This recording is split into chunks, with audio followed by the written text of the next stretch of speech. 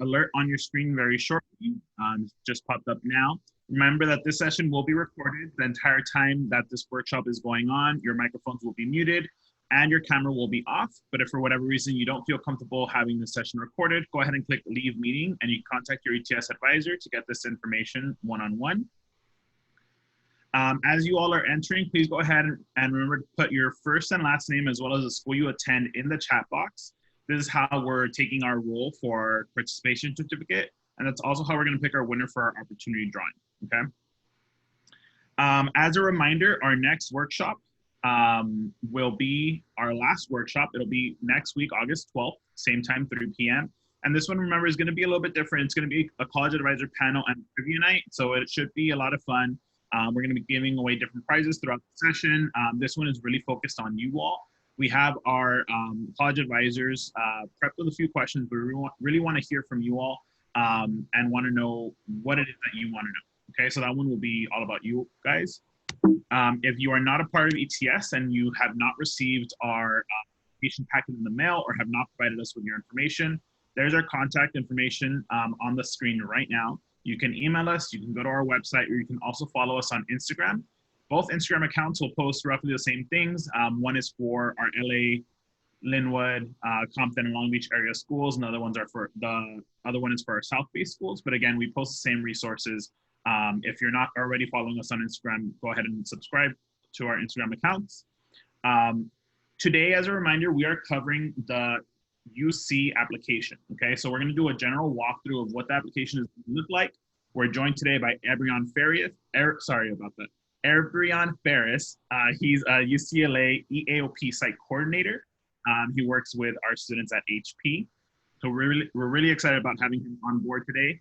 He'll introduce a little bit more about himself shortly. And then just as a reminder, if you all didn't join us for our PIQ session, we're not going to go into too much detail about the PIQs today because we have a whole recording on that already.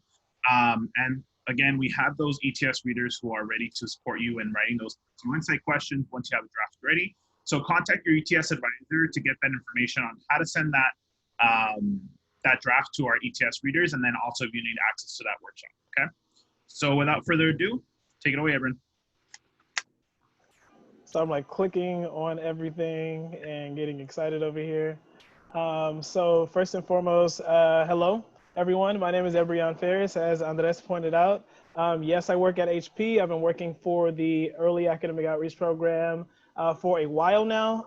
And the schools that I service are HP, View Park High School as of this year, St. Bernard's High School, Hamilton High School, LACES. And so with that being said, I'm honored to be here. If you have any questions about the items that we're going to cover, feel free to, of course, like add those questions in the chat. As you all know, you're well staffed here, not only by your colleagues, but also by your ETS family here. So if you have any questions in regards to the UC application, feel free to, of course, like add them there. Please, I beg of you to make sure that your questions are targeted at the items that we have on screen, because you may in fact have a question about something that we're going to present in about 5 minutes or 10 minutes or maybe even 30 seconds, right? But if there's something going on screen that you have a question about, definitely feel free to ask away. And then when we have the opportunity, we'll highlight some questions that will probably be beneficial for everyone to know. So since we are here, I'm just going to give you a little bit of a rundown about like what we are going to do. Again, I work for EAOP, but another one of my roles at UCLA is to be an application reader for freshman applicants. So the information that I'm going to give you is from the perspective of not only us at Outreach, but also as a reader, right? Because you want to put into the framework of how you are going to not necessarily wow the reader, but how you're going to sell yourself best on the application. So what we're going to do first is go through an overview of the UC schools as well as like the application. Then we're going to go into the actual application, and don't worry if you haven't started the application, it's fine. You may see a lot of pages where you're like, I've never seen this before, or I've never heard about this, and that's probably because you haven't started yet. For those of you who have started, kudos to you. And then we're going to take a small break. And then after that, we're going to jump into the actual, as one of my teachers used to mention all the time, the meats and potatoes of the application, which essentially has to do with how you're really going to jam pack the application full of information that's relevant to you and individualized to your experience in your academic journey. Okay, so without further ado, I'm going to go to the next slide here. So as you all know, there are 10 campuses, right? But you can only apply to 9 of them. For those of you who are not seniors, we say that there are 10 campuses because there are, in fact, 10 UC campuses. However, only 9 of them have undergraduate programs, right? So when the current seniors or the class of 2021, when they're applying to the UCs this year, they will only have the opportunity to apply to 9 of these campuses because, again, these 9 campuses have programs that are there for freshmen and transfers and what have you. And then only one specific UC, which is the UC of San Francisco, has master's programs and professional degrees, but they do not have any undergraduate programs for those who recently graduated from high school or who are transferring directly from a community college. So with that being said, that is kind of like a scope of some of our UCs here. If you also know or are familiar with it, the A through G requirements, right? I'm not going to hammer all of these items down, but these are good things to know, not only for the UC application, but also for the Cal States. And if any of you are planning on applying to any private schools or out-of-state schools, you need to know this information as well, okay? So when we're going down the requirements, yes, A requirement is gonna be your 2 years of a history, B is gonna be your 4 years of English, 3 years is gonna be, I'm sorry, 3 years. C is going to be your 3 years of math, and when we say math, we're talking about Algebra 1, Geometry, and Algebra 2, and I'll talk about what those other maths count for in a second. D is going to be your 2 years of a laboratory science. E is going to be your 2 years of a language other than English, or LOTE is what they kind of like call it, or you may see that on an application. F is that 1 year of a visual performing art, and then G is a college prep elective. If you're wondering what a college prep elective is, something like journalism, right? Or something like psychology, sociology, or any extra year of an A through F that you have completed, right? So what do I mean by that? Well, if I have gone beyond the years of Algebra 1, Geometry, and Algebra 2, if I'm taking pre-calculus, that counts as a college prep elective. If I am taking government, because I've already taken world history and US history, that government, that counts as a college prep elective. If I have taken 2 years of Spanish and I'm on my 3rd year or my 4th year, that counts, and so on and so forth, as you can see, right? So we want to go next here. If you all are wondering how your GPA is calculated by us, know that we're looking at the parameters of the summer after 9th grade all the way to the summer right before your senior year, right? Those are the grades, the A through G grades specifically, that we're using to calculate your GPA. And the reason why I say that, I don't say that to say that 9th grade doesn't count, right? Or to say that 12th grade doesn't count. And mind you, I live in Inglewood, y'all. So if y'all hear airplanes and stuff, LAX is not too far from me. So when it comes to calculating your GPA, those are the specific A through G classes and grades that we're looking at, right? Now, for seniors, I want you to know this, and this goes for juniors as well.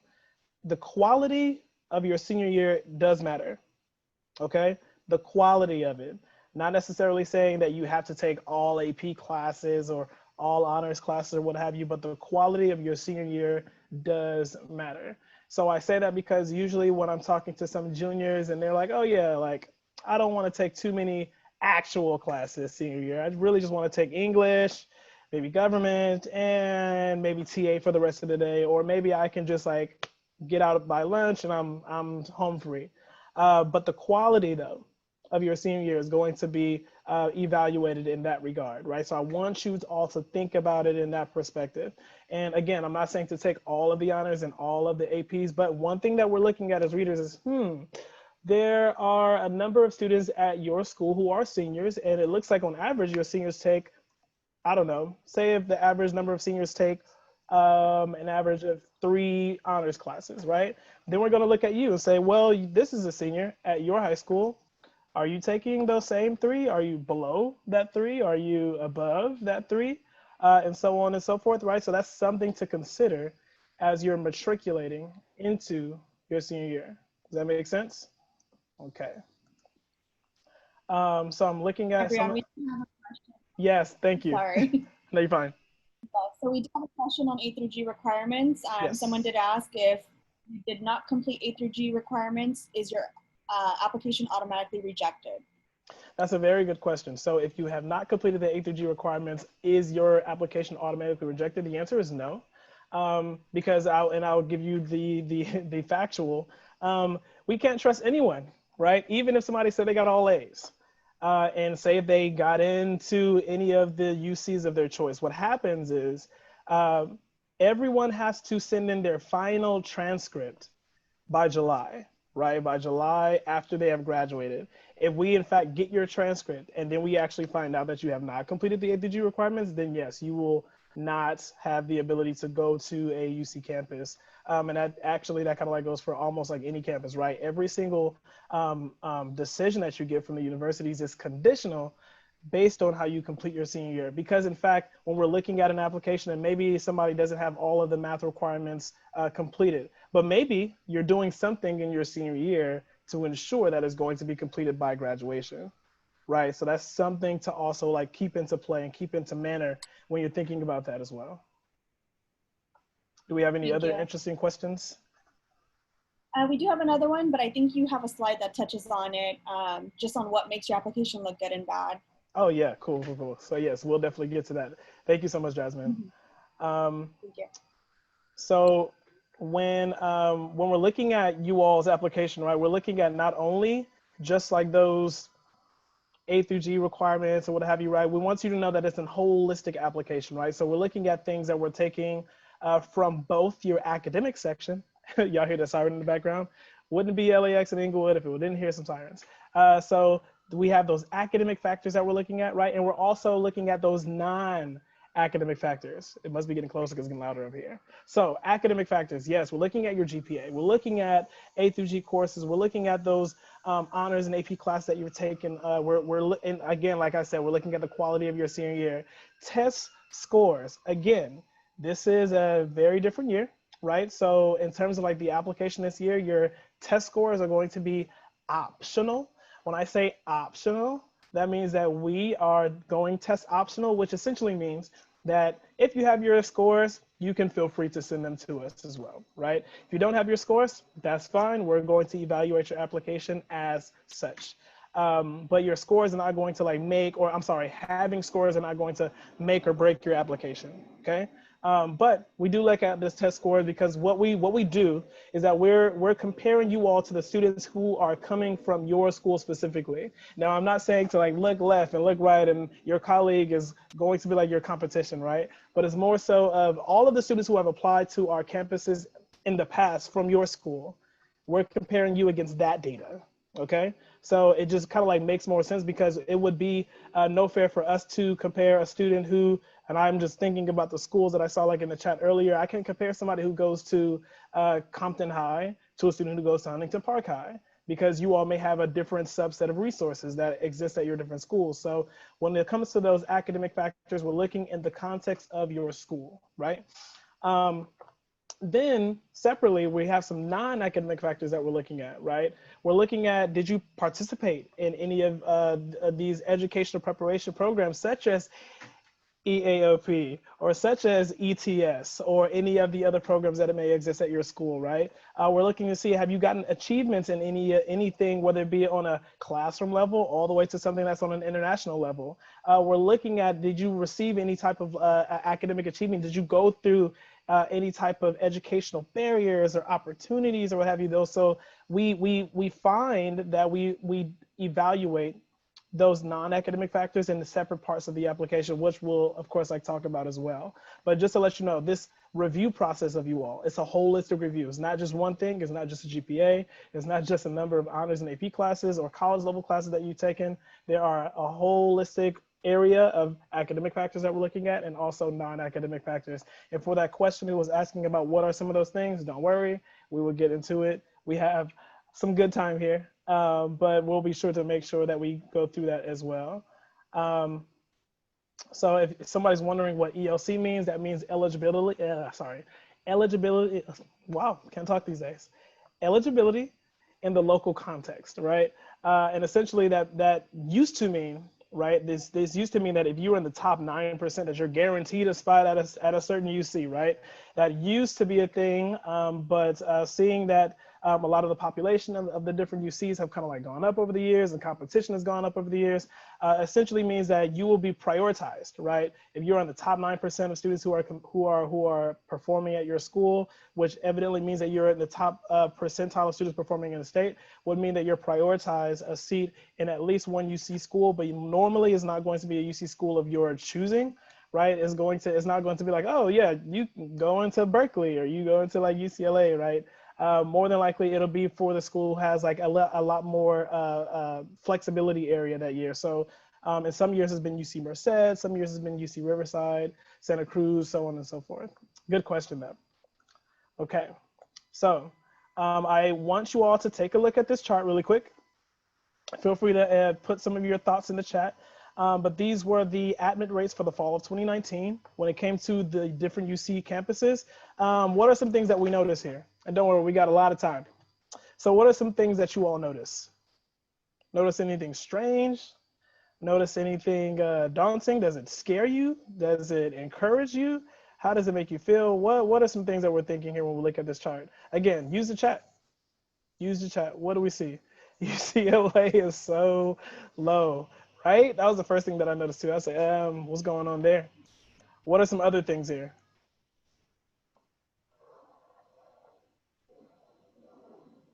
Okay. I see these. I love the contradiction there. Yep. Admission rates vary. Yep, exactly. Okay, so let's talk about this for a second, right? When I first saw this chart, I was a little bit intimidated myself. Even as somebody who works on behalf of the university, I said, how am I ever going to encourage somebody to apply to a school that has something that's almost like 10% or 10 to 15% of an admit rate, right? However, this is one thing that I want you all to know. A percentage is not indicative of every single thing that's kind of like going on here, right? So here's the thing that this chart doesn't tell you. Out of all of these campuses, let's start off with UCLA. UCLA receives the most number of applications of universities in the world, right? A couple of years ago, we received around 114,000 applications. So 10% of that is still a lot of people, y'all. So with that being said, that's one thing there, right? Another thing that it kind of like doesn't tell you is that UC Riverside and UC Merced, they actually have goals of trying to increase the size of their population. Let's talk about Merced actually. Merced has a goal to to double the size of not only their campus, but also their population by the year 2021, right? So their admit rate is going to be a little bit significantly higher, but don't get it twisted, right? UC Merced definitely denied some people.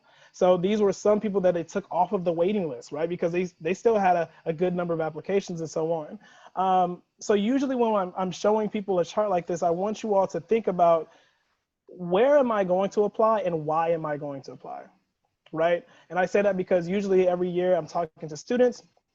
Some students say, well, yeah, I want to go into business. I'm like, great.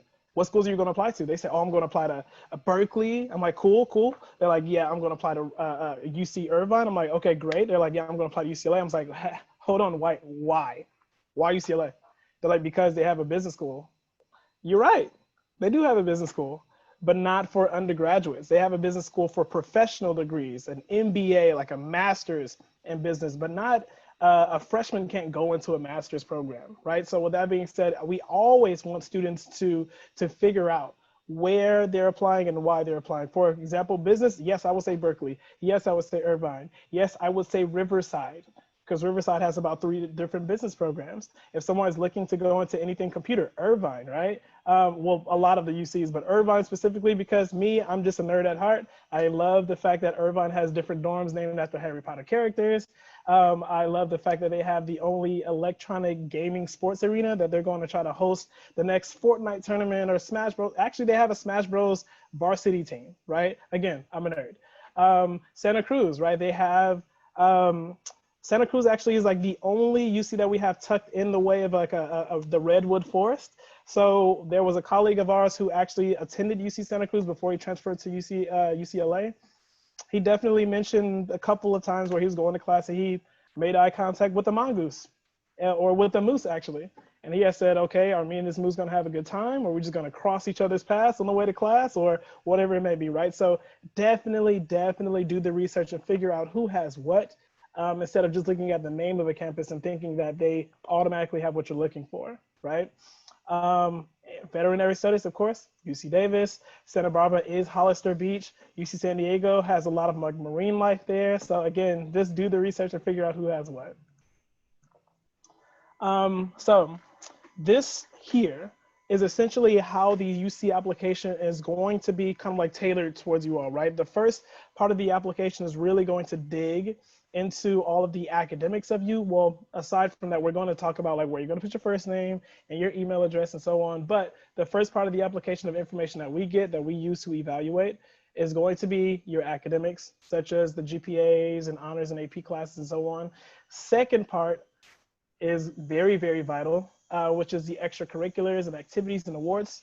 And then last but not least, as you all have already done a workshop on this, are the PIQs, okay? So for today, what we're gonna do is we're gonna go through the application and we're gonna get a glimpse of like what putting in your academics is going to be like in the application. But then after the break, that number 2, we're gonna dive into that because it's very, very vital for you all to know how to market yourself in this application. Because even though we would love to interview you all and we would love to meet you face to face, we don't have time. 114,000 applications? Can you name 114,000 people? I didn't think so. So with that being said, it's going to be harder for us to do that. And we're going to utilize your extracurriculars, your academics, and your PIQs to really get to know you. But it's going to be very, very important that you know how to market yourself in that regard, right? So let's hop into it. Before we hop into the application, are there any other interesting questions? No, no questions yet. Awesome. That must mean I'm either doing a bad job or a great job. So we're going to keep going here. Creating the account, right? We're essentially, it shows for what it is. This is what I do want you to take away from this part though. If you have a school email, don't use it. Okay, don't use it for your college applications and whatnot, because when you graduate, it does go away. And then sometimes if it's an LAUSD email, for example, or when I was working with some other students at Inglewood Unified School District, so they have IUSD emails, there is a certain firewall that sometimes blocks some of those things that are coming from universities. So you don't want that to be your case, especially because us at EAFP and at ETS, we need you all to be on top of your email game this year, especially if you're a senior. Seniors, this is going to become the time to start adulting.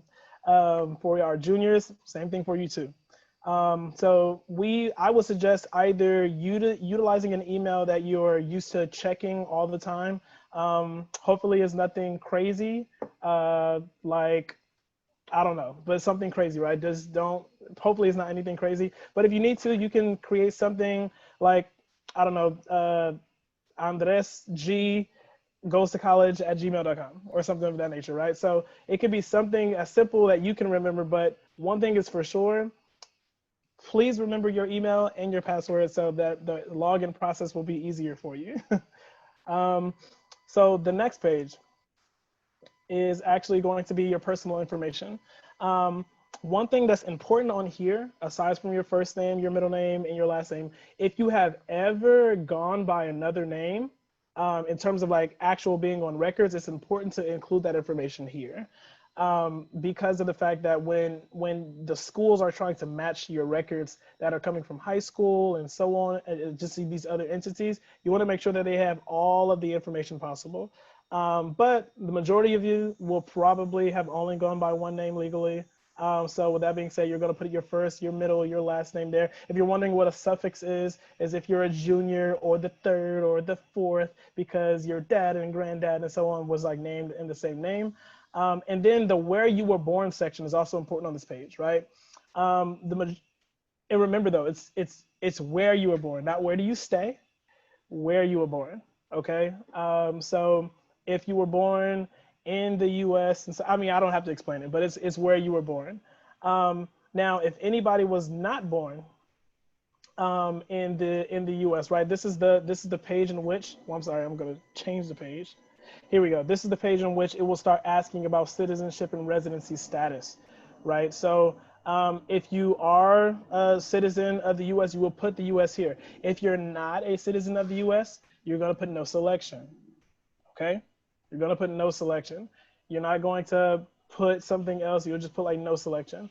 Reason being is because we don't want the application to mark you as being a non-resident, and then it'll force you to like pay for some things, like if you were to like get into the university. So here is where you're going to put like no selection. I think I did see a question really quick in the chat. Should the name match what's on your social security? Oh yes. Sorry, go ahead. No, go ahead. Yes. The answer is yes. So I'll just repeat the question for those. It says, should the name match what is on my social security? The answer is yes, right? Because not only should it match there in this application, but when it comes to you all doing FAFSA and stuff like that, your name is going to need to match your social so that they can make sure that they can pay you for going to college. Because anyone here, bless you, anyone here will be able to let you know that you're not expected to come out of pocket for all of these thousands of dollars, right? The government is trying to, of course, like do its best to pay for you all, but the only way to ensure that it's matched is if your name matches what's on your social. What if that's not what is registered with your school, such as transcripts? So again, on that previous page, if you have gone by other names, that's where you're going to put those other names in that previous page when they ask you about what's your first name, last name, and so on. These are very good questions. But again, you might have like a lot more questions now because you probably haven't started or seen any of these pages. And if you have seen these pages, this is a great time to ask these questions, right? So yes, those are very, very, very good questions here. So let's see here. So again, this question is just asking about citizenship and residency. A lot of things on this page here is really asking you questions to figure out if you are of AB 540 status, right? Because if a student, for example, has gone to a California high school for at least 3 years and graduates from that school, then you will be you will be charged in-state tuition instead of being charged out-of-state tuition to go to a university or to go to any of the UCs in this case, which is almost like double the price. So we don't want you to experience that, right? So with that being said, this is pretty much like these questions, these two questions at the bottom where you see the red circles. By the time you attend UC, where you have graduated from a California high school, that is going to be yes. And by the time you attended a California high school, would you have attended a California high school for 3 or more years? That's going to be a yes as well. If any of you are experiencing any other cases, feel free to, of course, like reach out to myself or your ETS family here. So the parent education page, essentially this is going to be the page in which we are able to see if you are first generation or not. First generation essentially means that your parents did not go to college or they did not receive a bachelor's degree, right? So with that being said, you will be first generation. If your older sibling has gone to a university and they received a degree, you all are the same generation. So you all are still first generation. It's really the relationship between you and your parents, right? Not you and your siblings. The question about does your senior year count as a third year? That answer is yes, okay? So parent education level, let's see. What if my parents received a bachelor's degree from another country? Very good question. The answer to that is if the bachelor's degree isn't of equivalent bachelor's here in America, then you will be considered first generation. And if you hear the beep, that is nothing to be alarmed here. Is just another level of security here in the house. Let's see, just answering some of these questions. What if one of your parents received an associate's? What if one of your parents started but never finished? I love these questions. So for the parents who started and never finished, there's a drop-down menu that will say some college, and you can put some college, but you will still be considered a first gen. And then what if your parents received an associate's degree? To my understanding, you're still first gen. I'm going to lean on to my ETS family here. What is your opinion? Are they still first gen? I'm getting nods. I'm getting muted nods. I love it. But yes, you are still first generation. Does that mean we only put the parent we live with? You know, these are very, very good questions. I'm going to keep going, but we might be able to sum all this up in some of the next slides here. And if your parents has a GED, that's fine. That's a high school diploma equivalent there. So let's see here. I'm gonna click back on here. Okay. So someone was asking about the people that you live with in your house and your household size. So I want to get to that question as well. When it comes to your household size, right? Household size has to do with everybody who lives in your house who are supported by your parents. So I say that because like if you have like an uncle or aunt who also like lives with you, but they are not being supported by your parents, then technically you're not supposed to count them. You're really only supposed to count your parents, you, your siblings, and everybody who your parents take care of. So, for example, if in fact your grandmother or your grandfather lives with you all and your parents do take care of them, you would count them in this household size, okay? So that's kind of like how some of this will come into play. This page, the reason why this page is so important is because this will determine if you qualify for a fee waiver or not, okay? A fee waiver essentially means that based on the algorithm that's inside of this application, based on that algorithm, on the amount of the income that you have in your household and the amount of people who live with you, if you are granted a fee waiver, you can apply to 4 UC campuses for free. Otherwise, each UC campus is $70. Okay? I hope that makes sense. So again, this page here specifically is going to determine if you qualify for a fee waiver or not.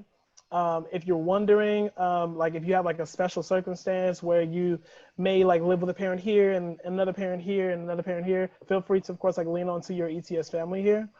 We deal with all of these questions like all the time, but it is a case by case basis, right? Because sometimes it's just different. It's just different every year.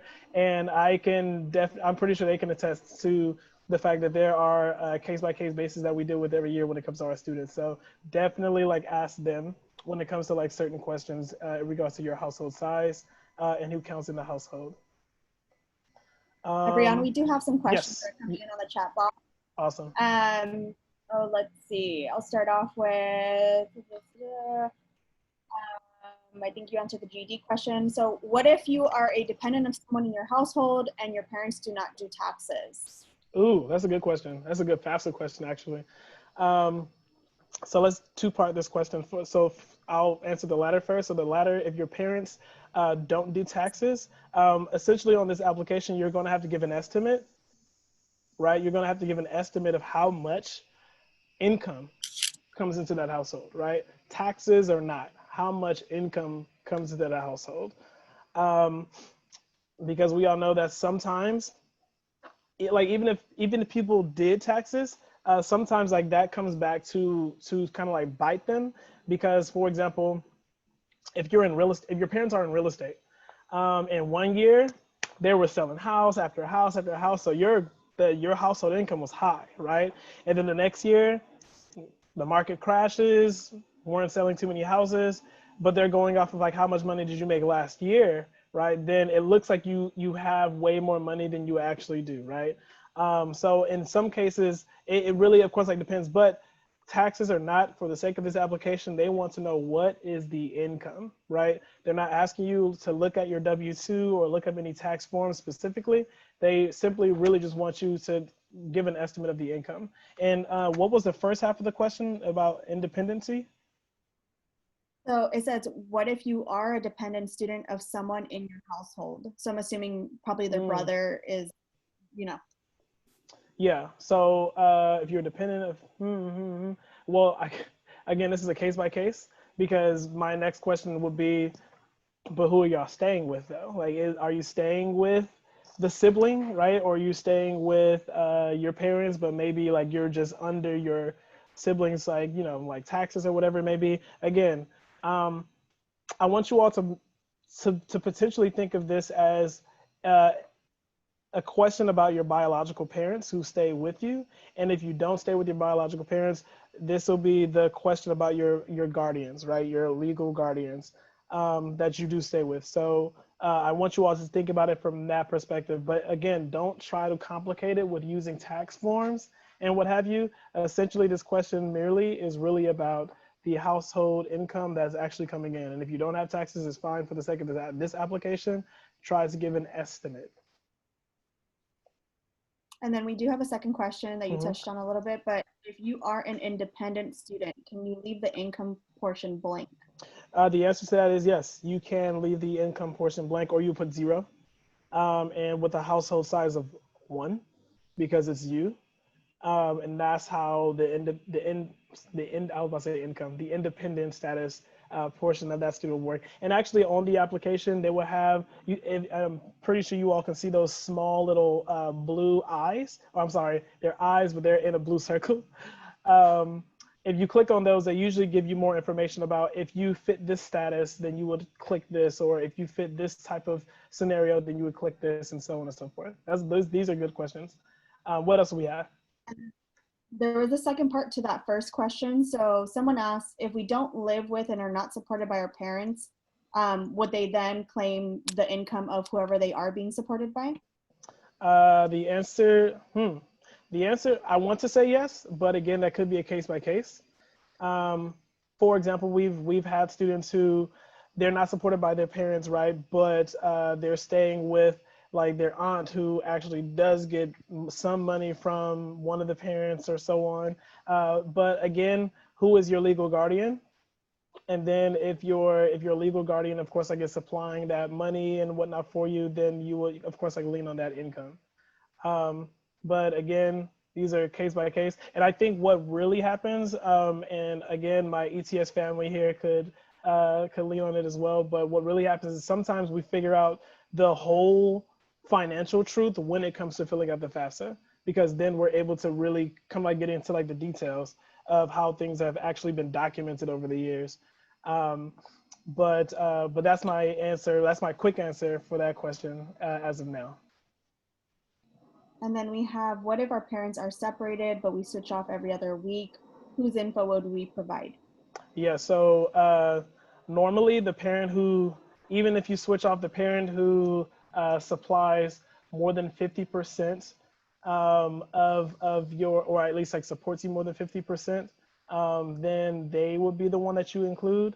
I'm going to be quite frank. Usually students, at least like in my experience, I've been seeing students include the parents who don't make as much money, just to kind of like give like a more accurate representation. Because sometimes it ends up being like the reality, right? I've had students like in the past who they have like one very wealthy parent and the other parent isn't as wealthy. That wealthy parent has like other children who they really take care of, and that student specifically is the one who's kind of like going back and forth. So in that case, I'm telling that student, well, you should probably use your other parent, because I think I came to find out when I look at the taxes that student wasn't on the wealthy parent's taxes either, right? So that student will really be using that other parent. And for that question specifically, maybe the student could lean on to their parents and say, who actually claims me on taxes? Because if you want everything to match up, then that would probably be the parent that you go with. And then, okay, and then we have quick, sorry, Jasmine, just real quick, that financial information question, just to kind of help ease students' worries, because I see that we have a lot of questions. Yep. What is that going to impact? I know that's probably where they will look at, like, middle class scholarship considerations, maybe the fee waiver. But can you kind of explain what that income amount is going to be used for? Yeah. Kind of help a little bit. Yeah, most definitely. So just to kind of like rest assure everyone, we do not use your income as any part of like the evaluation process, right? The only thing that we do that we're able to at least like see is how are you first gen or not, right? And are you low income? Because in respect of what Andres is kind of like talking about when it comes to some of the, and we'll get to like this slide, but there's a section of the application that allows you to, you can kind of like say self-nominate yourself for scholarships. And you can choose up to as many categories that fit you, and low income and coming from like a low income school and things of that nature are some of those factors.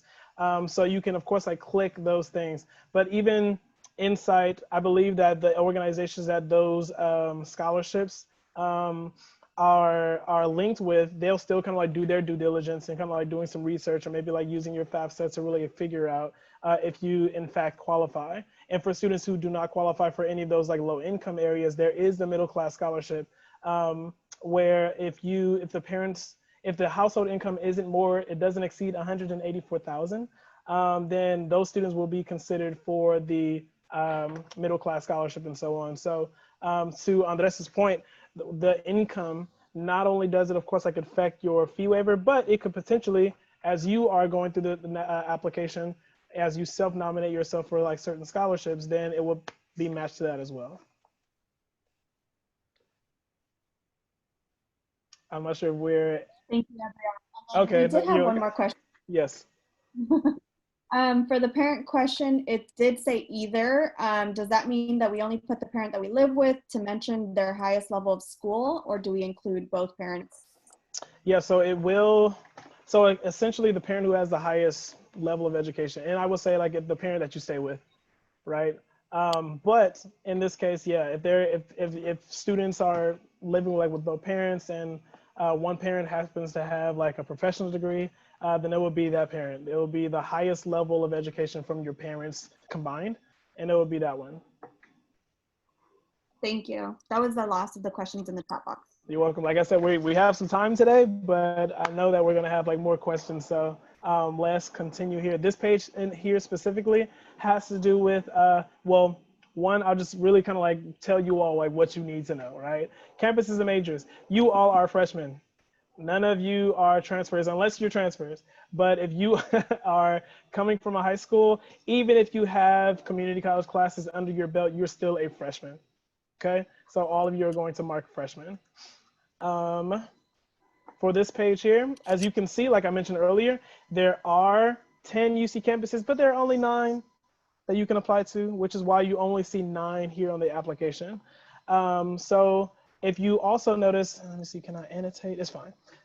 If you, oh, I can. If you notice, I'm using this green here, if you notice here, at the bottom left corner, it says that the cost for this student is $0, right? But when you start checking things off, it may increase due to the fact that if you qualify for a fee waiver, after you mark down 4 of them, it will still say cost of 0, right?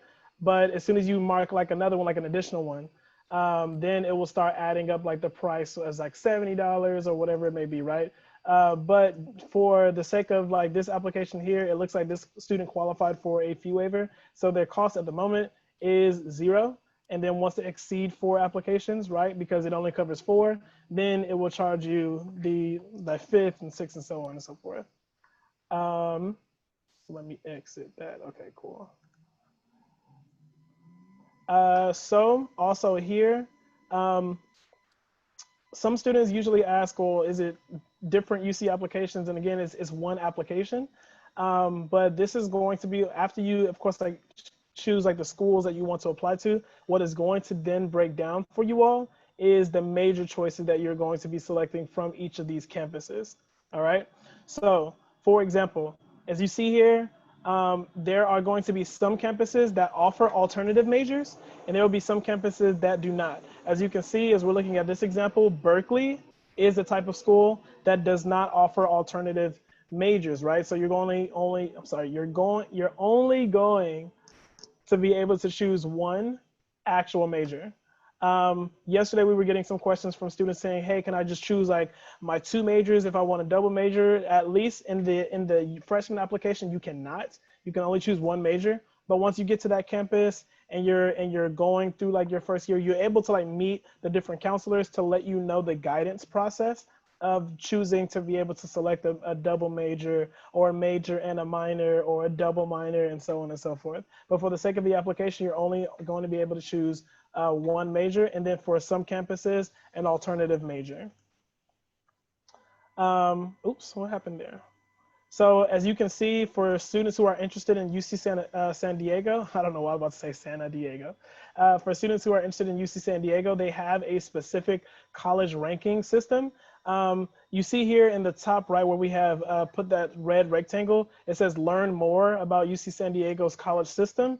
I would advise clicking there so you can see how they break those different schools down or those different colleges within their university. And so that you can have as much information as possible when you're applying to the campus. I would get into it, but it's a lot more in depth. I would rather you all do that research and learn about these different campuses or these different colleges that exist on UC San Diego's campus. For students who have completed any math or language other than English in 7th and 8th grade, you're going to include that here. Don't worry, they're not going to ask you what middle school you went to and what grades you got. They essentially just want to know, did you take these math or foreign language courses in middle school. Okay, so that was the one for math. This is the one for a language other than English. And then they're also going to want to know if you have taken any high school courses outside of the US. And they're not talking about summer, they're talking about during the year. As you can see at that bottom with the red rectangle as well. And don't worry, you all, you're not going to need to look at this presentation as you're doing the actual application. It will be very self-explanatory, but we're just giving you glimpses of what the application looks like so that when you do look at it, you'll be, oh yeah, I know this part, I know that part. So you all are going to enter your high school, right? You're going to search for your high school. So first you have to click that your high school is in California, and then you're going to use the search bar at the bottom to start typing in your high school. And then once it comes up, you'll be able to select it. What happens afterward is going to be you putting in what grade you were and what year that grade corresponded to. So we put an example here for you all who are the class of 2021. So 12th grade, for example, is going to correspond to 2020 to 2021. And then you just work your way backwards all the way to 9th grade. And if you have taken any summer courses or anything of that nature, you will click well, kind of like how we have in the rectangle here. I took summer courses after this grade. Let me see if I can answer these really quickly. I do see a chat question. Oh, you see, thank you for the UC application link there.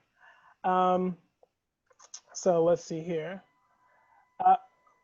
So as we can see as well, once you enter your high school, you will then be able to also indicate what type of grading system they had. The majority of you have the A through F grading system, so you're going to choose that. And if you're thinking about, well, what is my school term? It's going to be semester. It's not full year because you don't just get one grade for the entire year. It is also, well, some of you may go to a school that has a trimester or a quarter system, but the majority of you all is going to be a semester system. And if it's going to be the school that you're graduating from, you're going to hit yes. You're going to hit that you are receiving your high school diploma and that you plan to receive it in June of 2021, right? That's for seniors. Of course, for juniors, it's going to be June of 2022 and so on and so forth. Man, 2022, crazy how time goes so fast.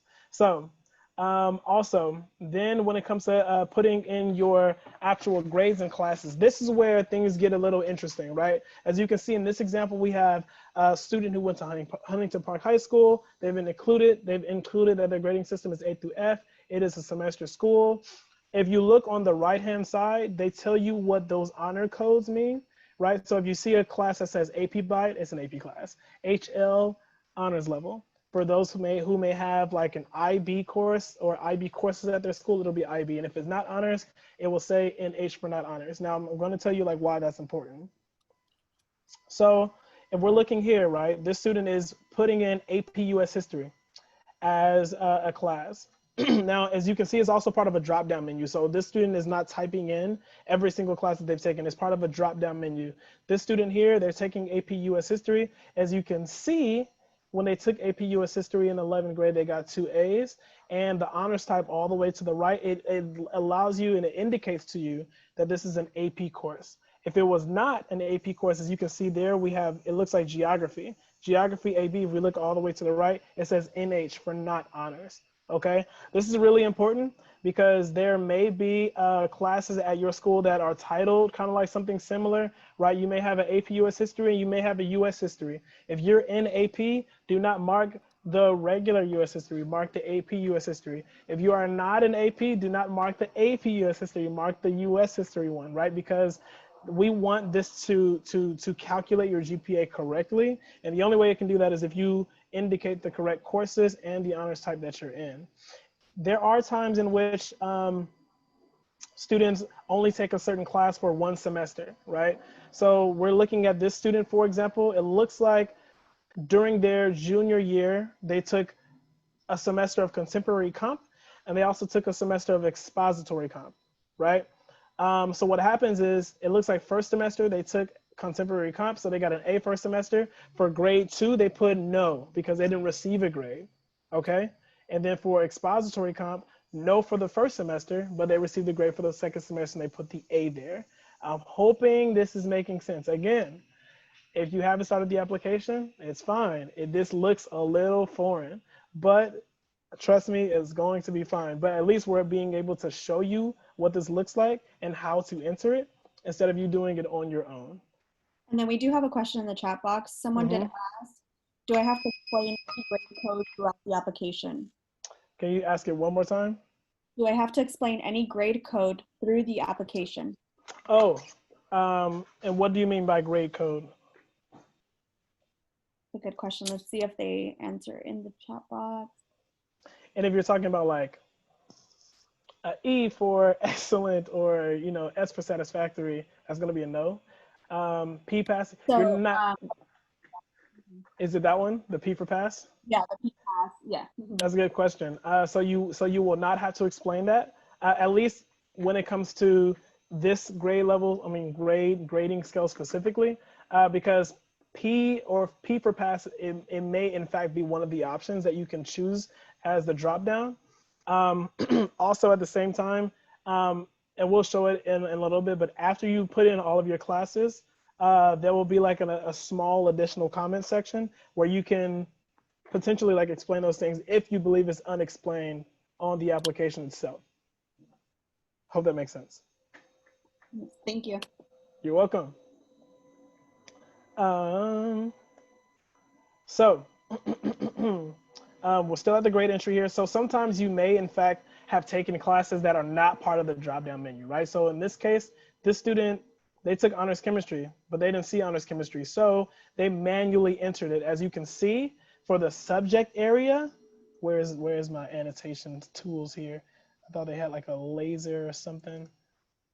All right, so it looks like for the subject area, they put chemistry, and then they typed in the course. Now, the way that we want you all to type it in is exactly how it looks on the transcript.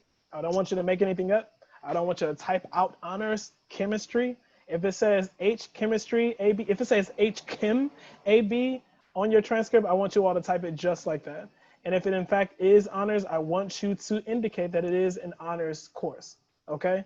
Reason being is because we want you all to have the exact same things, and we don't want them to make any type of like evaluations when they're looking at things. This is really for the sake of the application calculating a GPA for you, because you're not going to put in your GPA. It's going to calculate it for you, for us, and we want it to be the best reflection possible, at least like as true as possible for your application. So this is why this part is important as well.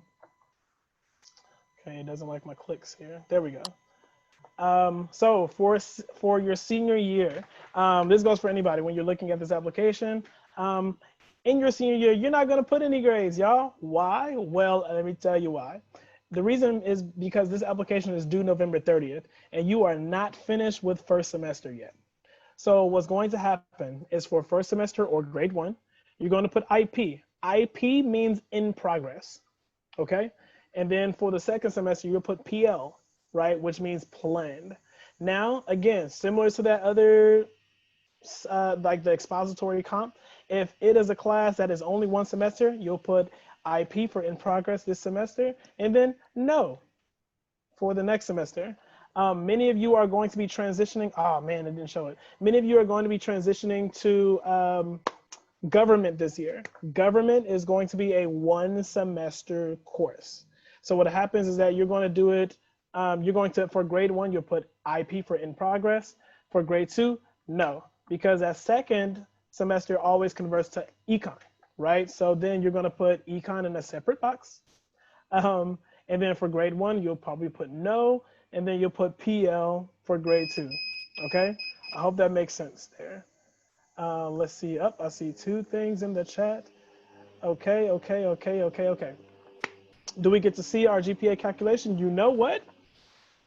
I should have played around with this more on Saturday to figure that out. I want to say yes, but I know for a fact, like the CSU application does show you the GPA. That's a good question though. That's a very good question. I'm not sure. I feel like I have to like go back and look at the application now. Um, and there was a question in regards to having access to your transcript. If you don't have access to your current transcript, more than likely your counselors are going to allow you to get, if you don't have access to your exact transcript, to something similar, because you're going to need it for this application season. We don't want anyone taking any guesses when it comes to like what grade you got, 10th grade and 9th grade and so on.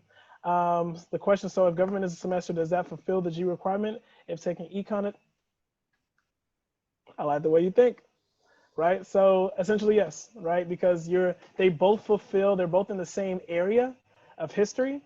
And the fact that it's just going to grab both of them, it will fulfill it. And more than likely, there's going to be something else that you take that fulfills the G requirement anyway. So I wouldn't even fret or like worry about that. Very good question though. So I'm going to keep moving on here.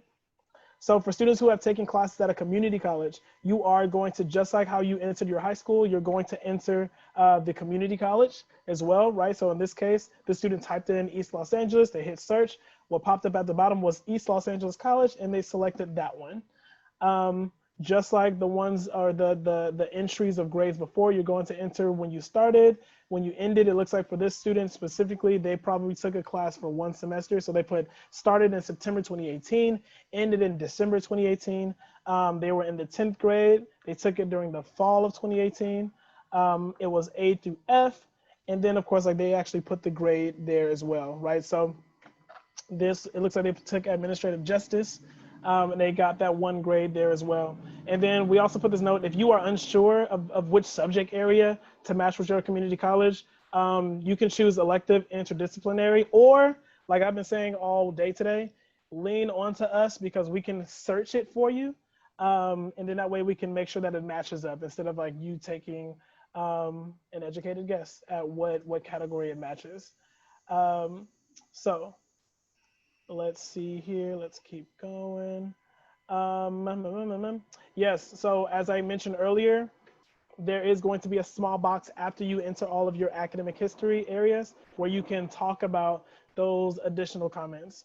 It also asks you for your California state student ID number, which is usually something that you can find on your transcript as well. Again, lean on to us, and we will help you find that information as well. Okay, awesome.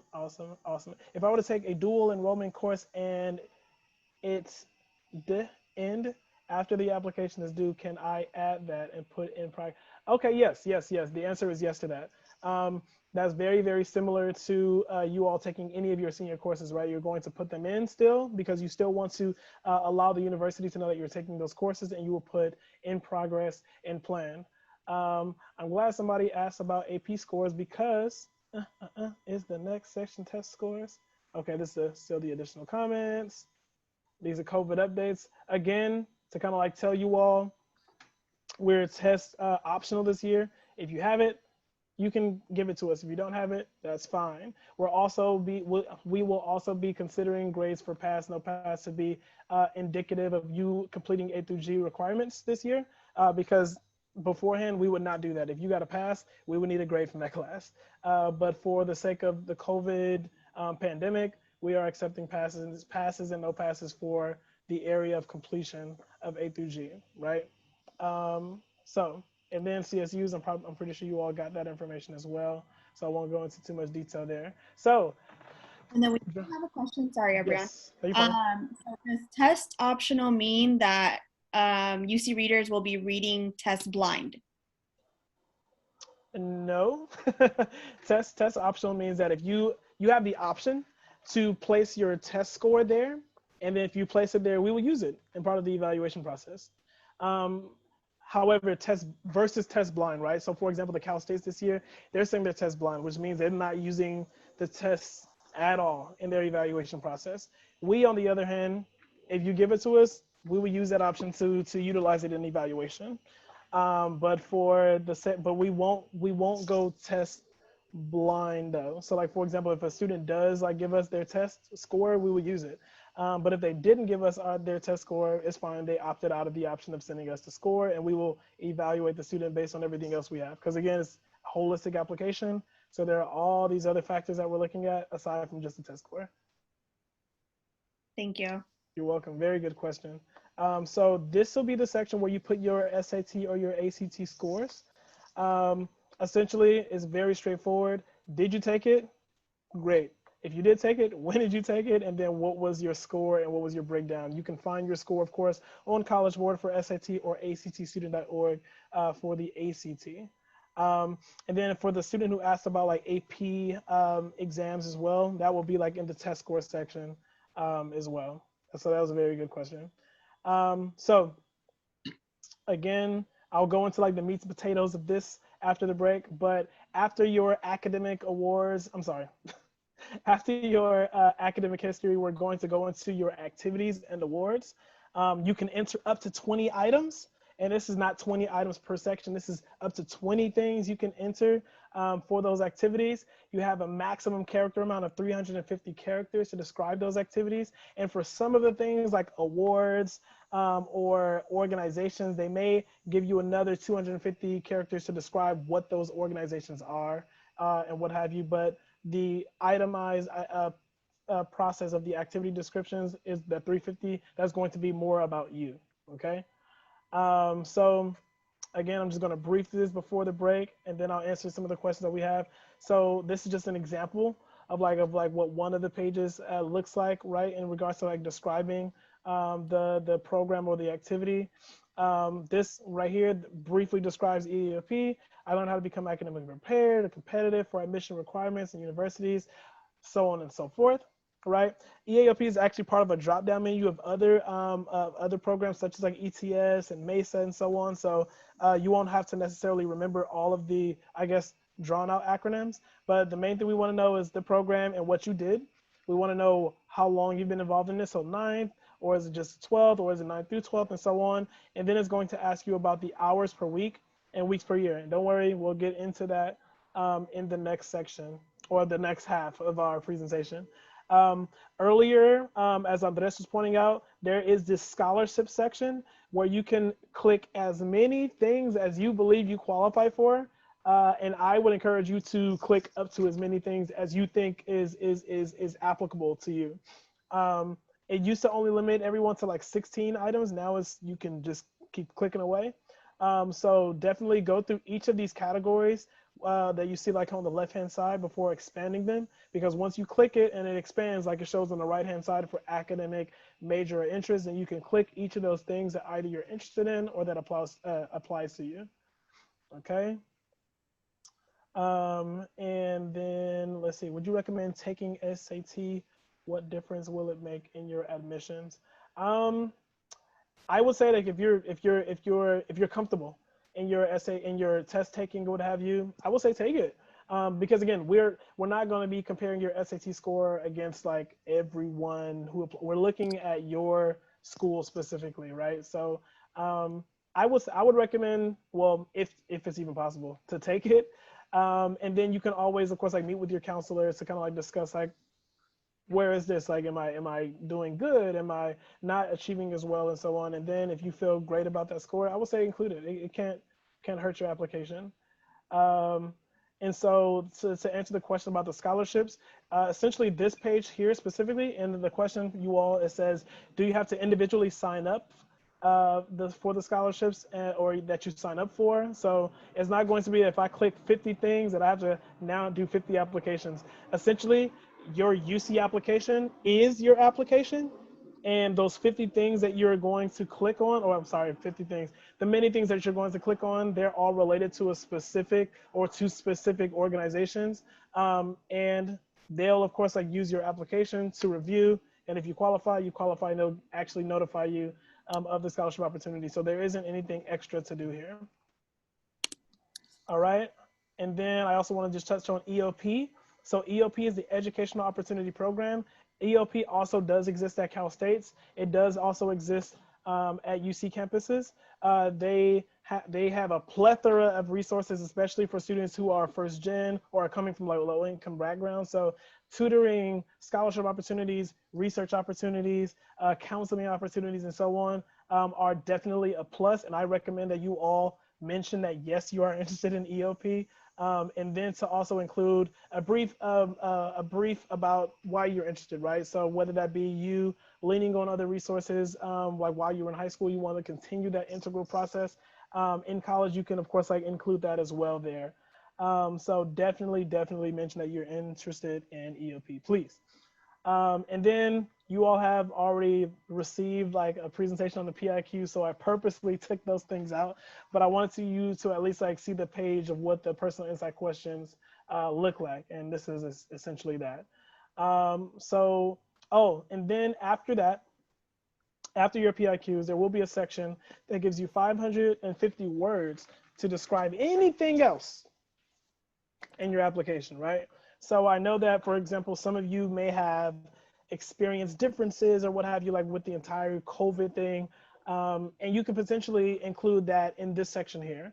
I would say that in my past experience, when looking at students' applications, if students have more than 20 activities and awards and they have like an overflow of them, they sometimes use this section to paste those things as well, so they can give the reader more information about their accomplishments and things that they've done. This is in no way, shape, or form to a requirement to do like another essay or anything of that sort, but I have seen some students utilize this for that as well. But essentially, this is for anything that we cannot pull from the rest of the application. You can include that here, okay? And at this point, this is the break point, so I want you all to take about like 5 minutes. I'm still going to answer questions, don't worry, but take about like 5 minutes, and then we'll reconvene at like 4:15, get some water, get some snacks. I know that I'm going to drink some water here, but while we wait, I'm going to look in here for any questions. And if you have any questions, feel free to, of course, like ask as well. And I do have some of the questions noted that were asked earlier. Mm-hmm. So whenever you're ready, I can go ahead and ask those. Listo. Okay, so what are some factors that automatically make your application look bad or get rejected? Factors that make an application look bad is the lack of information. And I say that because there are applications that we sometimes get, and I'll take this specific scenarios. Student athletes sometimes think they have a shoe in. So they're kind of like, oh, like for PIQs, student athlete. That's literally the PIQ. They don't type anything else. They don't write anything else. I'm a student athlete. And I'm like, no. I don't know what happens, of course, like after that, but it just doesn't look good. And for students who are, and let's say if a student is not a student athlete, right? But the student doesn't add anything to give us. Maybe for their activities and awards, they put like one thing. And then for their PIQs, they gave us 3 sentences each. It just doesn't look good. So it's not, however, it's not an automatic denial, right? Every single student's application is read more than one time, but it just doesn't help. It just doesn't help. And I would say automatic denial if a student has like I don't know, if you have like an extremely low GPA, maybe, like in the 1-point range. But either way, those will be the things that I would say will be like not instant denial, but it just doesn't look good on the application. And then someone wrote, we need to have 3 years so that we can pay for in-state tuition. But what if we started going to school in California during our sophomore year? That's a good question. So in that case, if you started, see, this is another case by case, because there's another assembly bill, which is AB 2000, that protects students, for example, who have gone to, say you've gone to a California middle school for at least a year, and then you have to go back home, wherever home is, and then you came back your sophomore year of high school. And say if it was at the end of your sophomore year, so then you did your junior year and your senior year there. Technically in high school, you only have 2 years, but that 1 year in middle school also counts in that 3, and that will protect the student from being an out-of-state applicant, right? So that's a case-by-case one. But if a student just started going to a school, like maybe sophomore year, technically that's 3 years, right? Sophomore year, junior year, and senior year. That will still be 3. Okay, thank you. And then could we include MESA if we did it in our 8th grade, or what other activities that or other activities that we completed in 8th grade, can we include those on the application? Very good question. I would say that if you participated in these events in 8th grade and continued, then sure, right? But if it was an 8th grade thing that you did, and sometimes I would even just stress to say maybe the summer before 9th grade, right? That point and forward, sure, you can count those things. But when it comes to like a lot of the items in middle school, if you just like did those in middle school and stopped, then it just doesn't add as much weight as the things that you've done in the last 4 years of your academic career. Okay, and then for activities, if a student hasn't been active in an actual organization, club, or sport as an extracurricular, how can they add it, for example, if they help out at home by babysitting or other activities that don't fit the traditional extracurricular mold? Very good question. Stick around for part 2 and we will get to it. Okay, I don't want to ruin the surprise. And then, is there an average GPA for each UC campus? I'm going to say yes, but I discourage you all to like go online and just like look up the average GPAs, because it just doesn't, because you don't know what the average GPA is that comes from your school, because that's what you should be more concerned about, not about like what the average GPA is at. Like, for example, if I look up UCLA's, it might be something ridiculous, something like a 4.4 or something. But remember, they're taking a GPA from around the world and they're averaging it out to something that you see online, which is not your competition. Okay, but in short, your answer is yes. And then, does EOP minimize the amount of financial aid amount? Sorry, this question. No, that's fine. It's fine. I think I get it. Does EOP minimize your amount? Yeah, for financial aid. Right. The answer is no. So even though EOP can be an entity that financially assists, it doesn't really like connect with FAFSA at all. Essentially, you could think of it as another resource of activities, another resource of support, and should they have other scholarship opportunities, they will be that resource as well. But no, they're not going to cut off your financials. And then, is there a website where we can see exactly how much financial aid we will be getting at a UC? The answer is no. What you will be able to see is the cost of attendance for each UC. And you may be able to even like get some statistics on what the average amount of aid students receive once they go to a UC campus. But because every single student's financial aid award is based on their household and taxes that come from their household and what have you, there's not going to be a website that just shows you like, hey, this is how much money you'll receive if you go to like a UC campus. However, if you do go to some of the financial aid websites, the calculators sometimes are the areas in which will show you maybe like an estimate, right? But in terms of like going to like a UC website, it's probably not going to tell you like, hey, this is what you'll get. Okay. And then can something like a summer bridge program for additional credits in the summer after 8th grade be added in any part of the application? I would say if it's for credits to go towards high school, then yes, I guess like so long as it was taken at a high school, and if it was taken at a college, it'll look just like you going and entering a college course. The thing that only kind of like comes into like I guess like a little bit of a gray area is if this course was not taken in the summer after 9th grade to the summer before senior year, then that technically is not calculated into your GPA. Okay, thank you. And then can you elaborate more on the Blue and Gold program? Oh, yes, the Blue and Gold program. I wish I had like the slide, but essentially it is, oh my gosh, if I had the documents in front of me, if I remember correctly, I want to say it is for families, man, I will get that information back to you. I don't know why I'm blanking out. I don't have the information right in front of me, but I will elaborate on the Blue and Gold program. Thank you for asking. That's a very, very good one. We might be able to find a link and add it in the chat box as well. Yes. But thank you. So far, I think that's all the questions we had. Okay. Someone did mention that using the net calculator might help with Oh, use of perfect. cost and attendance. So that's something that we can try and get a link for as well. And Perfect. Diana, the other coordinator, just added the link for the Blue and Gold Opportunity Plan in the chat Perfect. box. So if you have any more questions about that, you can go ahead and review that webpage. Perfect. And it is 4:17, so I don't want to deny us the time. Time to get into, as my teacher mentioned, the meat and potatoes of this application to get you to know how to market yourself on this application. So in that, or with that being said, know this, the activities section has a significant impact on the application. Why? Because it shows us what you do outside of the classroom, right? It gives us the ability to, well, I'm sorry, it gives you the ability to really give yourself credit for the things that you do. That you do that you anyway.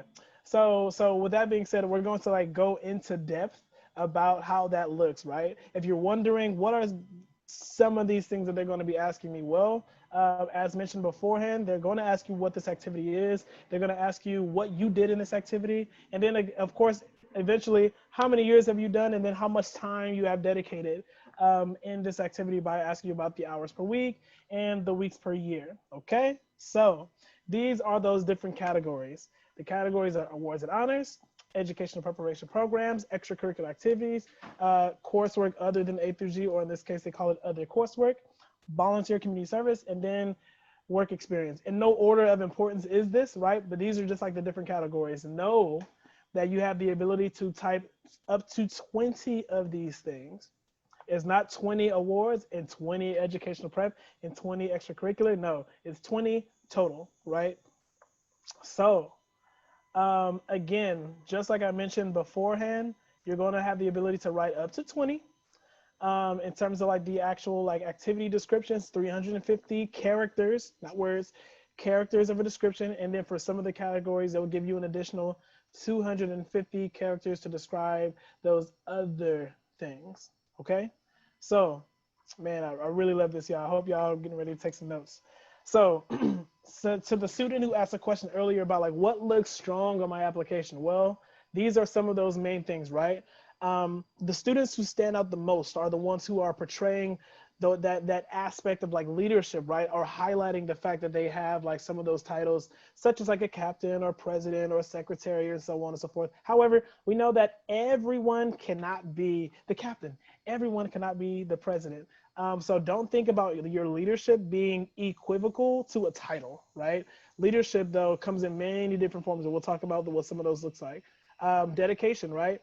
If you were just involved in something 11th grade and you let that go, and you did this other thing 10th grade and you let that go, and you let that go, and then you did this other thing 12th grade and you decided that, yeah, I kind of like this, it doesn't show as much dedication as someone who has been involved in something since 10th grade, or somebody who did something for at least 2 years and so on, right? That is where the dedication is really going to be, or I'm sorry, what we'll be able to pull your level of dedication from. Initiative is another item, right? There are many students who sometimes create their own organizations. They create their own solutions to problems that may exist in their community or their school. And they end up being like founders of like of a group at school or something that takes place off campus, right?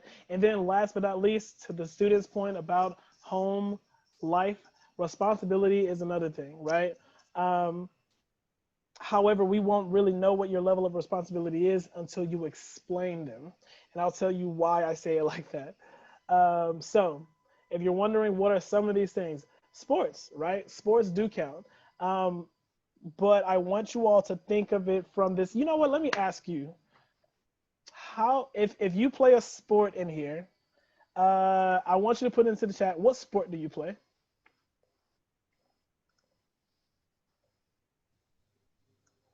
Okay, I see tennis, see volleyball, nice. Don't know why I'm looking for something weird like Quidditch. Okay, yep, all of that. Okay, cool. So these are some of those things, right? These are some of those things that count. Now, usually when I'm talking to a student and I'm asking them, okay, what sport do you play? They're like, oh yeah, like I play basketball. I'm like, great, right? My next question then is, how many weeks do you dedicate to your sport? What's your answer? How many weeks do you dedicate to your sport?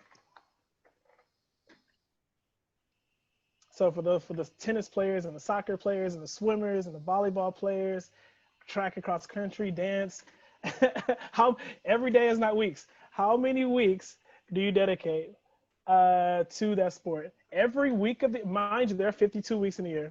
I just want to let you all know because I'm seeing some things in applications that don't make sense. I'm like, there isn't 200 weeks in a year.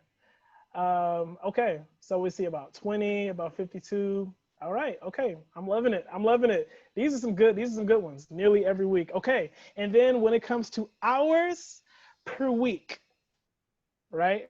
Now, again, I don't want you to rack your mind, right? But I want you to start thinking about it from this perspective because these are some questions that you need to ask yourself because these are going to be the things that you reflect onto your application, right? So just think about it. Just think about it. You don't have to like put it in the chat yet, but I'm glad that I see some of you who are kind of like 52 weeks in those activities, right? Because I need you to just really think about these things. So I'm gonna keep going. So clubs as well, right? Some of you are also involved in some of these clubs, such as like National Honor Society, or somebody mentioned Mesa. Some of you are involved in like some ethnic clubs, like such as Mecha or such as ASU or BSU. Some of you are involved in like clubs that do a lot of community service, such as like Key Club or Kiwanis, or a lot of like these other items, right? So with that being said, when you think about like the different like clubs, these are like some of those things, right? And this isn't just all of the clubs, right? We know that there are way more clubs in this, but this is just like a series of like what these clubs are. So also educational preparation programs, right? Up, who do we see there? Education Talent Search, and it looks like everybody here is part of Educational Talent Search. Some of you also may be part of EAOP. You may go to some of our EAOP partner schools. You may go to HP, and I may meet with you sometimes. Some of you may be part of Gear Up. Gear Up was my heart when I was in high school. Gear Up stands for Gaining Early Awareness and Readiness for Undergraduate Programs, and they were a dope program. They took us everywhere. They took me snowboarding. I was an Inglewood kid snowboarding. Can y'all believe that, y'all? Anyway, shout out to Gear Up. So with that being said, these are some of the examples of educational preparation programs, right? So I want you all to just, again, keep considering and keep thinking about all of those things that you have done, because I want you all to write them down somewhere, not now, but I do want you all to write them down somewhere and get started on this brainstorming process, because I can't tell you how many times like me, Andres, or anybody else who like are at HP and we're helping a student and we sit them down, we're kind of like, okay, cool. So start on the activities and start typing, and they click on, okay, I did an activity. I'm like, great. And they click on it and they literally stare at the screen because they're thinking about, how do I explain tennis? How do I explain track or field without just saying, I hold a racket and I toss up. We don't care, right? 350 characters of you is what we want to know, not about the sport, because we're not trying to get the sport into the school. We're trying to get you into the school. So really, of course, I consider that when it comes to like the educational preparation programs. Volunteer or community work, right? So if you volunteer at a hospital or a library, your elementary school, some of you may be involved in church, or you may have partaken in confirmation, right? And part of confirmation, you have to do like a lot of community service work, right? So some of those things you can also put into your your application. Somebody actually mentioned earlier, what if I take care of my siblings at home or what have you? Then yeah, child caretaker, right? Or if you take care of like people who are a little bit older at your house or at their house, elderly caretaker, right? Is there anybody who's a tutor in the building? Do we have any tutors in the chat? No, we have no tutors. Nobody's a tutor. I'm peeking at the chat now. Just my family tutor. Oh, okay. I'm wondering, for those of you who like, for those of you who tutored one time or two times, or just like in your family, I'm just wondering, right? Because, well, let me ask it differently. How many of you in here have younger siblings, right? You have a younger brother, you have a younger sister, you may have nieces and nephews. How many of you take care of them? So the answer to your question about, does tutoring have to be school related? The answer is no. And for that person who said like, I tutor like my neighbor's son, yeah, right. I see some older siblings in here. So, and it sounds like if I'm putting puzzles together, it sounds like those of you who are older siblings and you also happen to be your family tutor, it sounds like you're a tutor. So I went from like one to like 1.5 tutors in here to maybe some older siblings who happen to also like be tutors. I also want you to know, you know what, I'm gonna let some of the slides speak for itself, because these are very, very important nuggets for you to think about, because a lot of us, we normalize our experience so much that we don't think it's significant enough to put on an application, right? We like, everybody does this. No, it's not the case. Not the case. Not the case at all. I got some friends who went to Beverly Hills High, some friends who went to like Santa Monica High, and they had to do none of this, right? They were able to like stay on campus. They were able to like work on a music video or something like that after school. And I'm like, y'all have stuff to work on a music video? When I was in high school, it wasn't until I competed, and I played basketball. Like I played basketball, I ran cross country. It wasn't until I went to Beverly Hills High where I realized how poor our school was, right? When I went into their, what was it? When I went to their swimming pool, because we got to the school early, they said, okay, we'll wait at the swimming pool until we like get the court ready for you all. I said, okay, great. We're looking at people have fun in the pool. And then the coaches say, hey, everybody out of the pool. Everybody got out of the pool. And I'm like, when are we going to go to the basketball court? And I see the basketball court close over the pool. And I said, oh, disadvantaged, right? That's what we are. So again, your experiences are so unique that it's really going to be like up to you to really, of course, like describe what these things are, right? So last but not least, and some of these things are the awards, right? What type of awards are we looking at? We're looking at everything. We're looking at, were you ever in a contest? Were you part of a sport? Were you part of a team? And maybe you didn't get to championship, but you made it to playoffs, right? You made it to like CIFs, you made it to the championship. Maybe you didn't win, but it's still an award that you still performed to the best of your abilities to get there. Same thing with like those science fairs, or maybe you even received National Honor Society or something like that in the mail and you weren't able to like participate, but you were still honored. We're looking at all of those things, right? So really, really, really consider everything that you do to be something that you can really, of course, like take into consideration.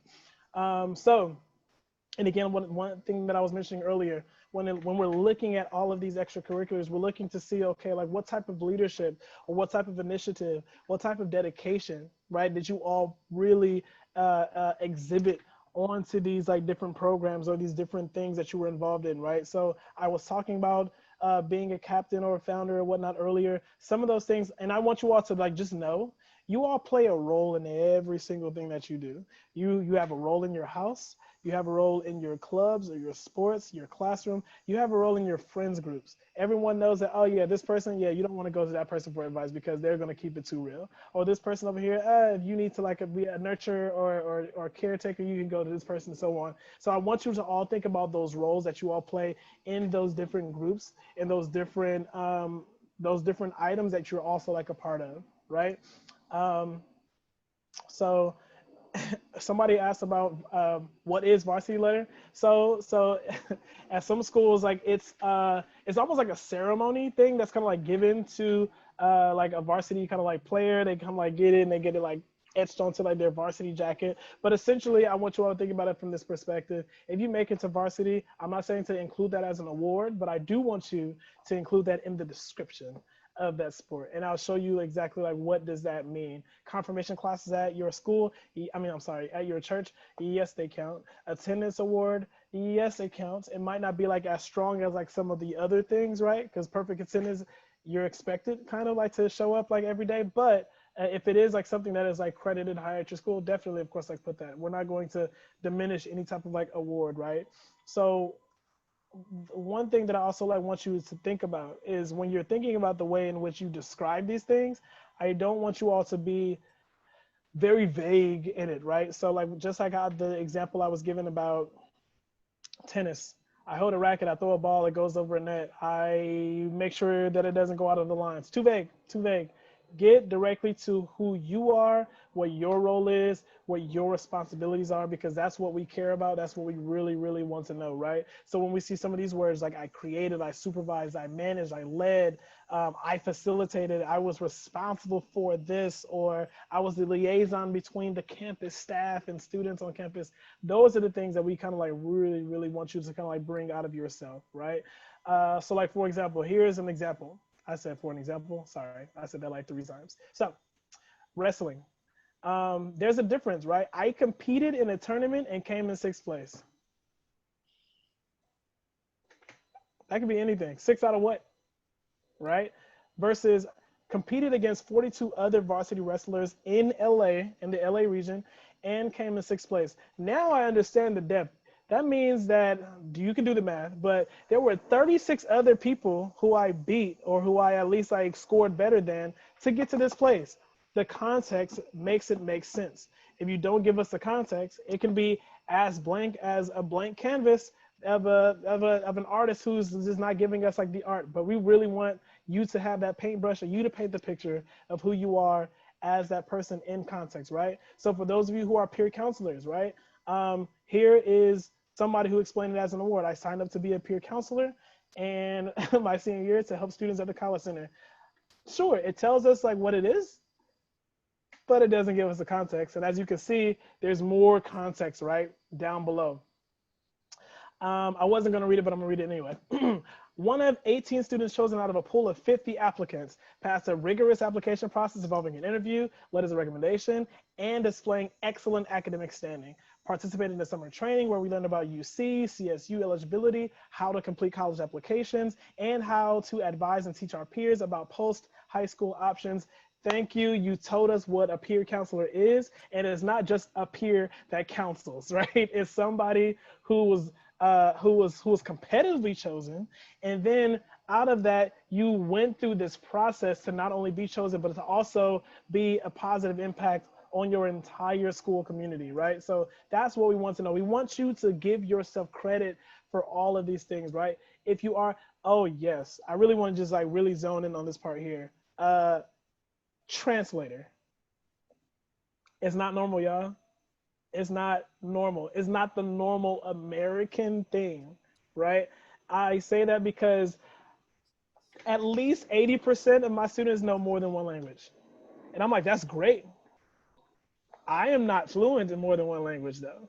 I also did not have to translate important documents for my family. I also did not have to make sure that I go to every single event with my parents to make sure that they understood everything, right?